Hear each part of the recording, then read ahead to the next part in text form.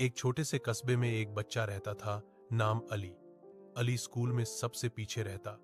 उसके नंबर हमेशा कम आते और दूसरे बच्चे उसका मजाक उड़ाते। कभी कभी वह रो भी देता।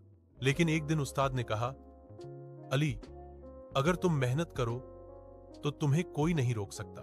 बस वह दिन अली की जिंदगी का मोड़ बन गया। वह सुबह जल्दी उठता था, दिन रात पढ़ता था और अपनी गलतियों से सीखता गया।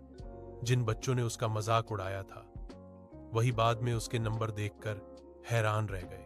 आज अली अपने स्कूल का टॉप स्टूडेंट है, सबके लिए मिसाल बन चुका है। यह कहानी सिर्फ एक बच्चे की नहीं, बल्कि उन सब के लिए है जो यकीन रखते हैं कि कामयाबी मेहनत से मिलती है, किस्मत से नहीं। अगर आपको यह कहानी पसंद आई हो तो लाइक करें, शेयर करें और सब्सक्राइब जरूर करें, ताकि ऐसी और कहानियां आप तक पहुंचती रहें।